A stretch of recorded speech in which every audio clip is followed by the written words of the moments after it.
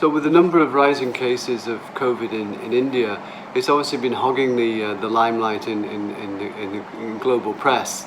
So we've spoken to quite a number of foreign investors to kind of their take on how they see it from outside of India. And clearly there's a bit of disappointment. I think for the first point, India was one of the first to lock down completely back in March.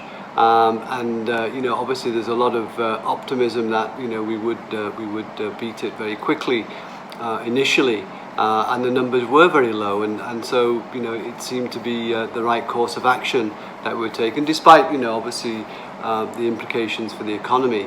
I think as the cases started to rise, the narrative coming from India was that it's not worry too much. It's mainly the kind of urban cities. And it's not been spreading out to the rural economy, but obviously the last 2 to 3 weeks has seen this spread now move to the rural economy as well. So from a foreign investors perspective, it's been a bit too much optimism, I think, is the narrative that's been coming from India.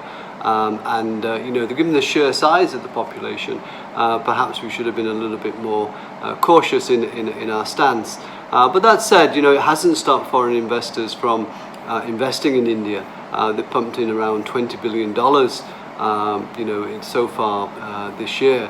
So that's a big positive for us.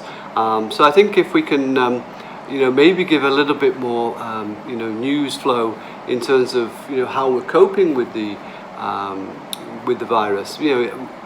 We suspect because of the younger population that it's not translating to to the kind of death rates you've seen elsewhere in the world. But we have no facts and figures to really kind of prove this. So maybe if the government can just provide a little bit more information, I think that would be helpful to foreign investors when looking at India and trying to understand where we are in the whole fight against the virus. But it's one of disappointment, not of we need to move away from India. So I think maybe we just need to change the narrative slightly, to kind of maybe give a little bit more realistic picture of where we are today.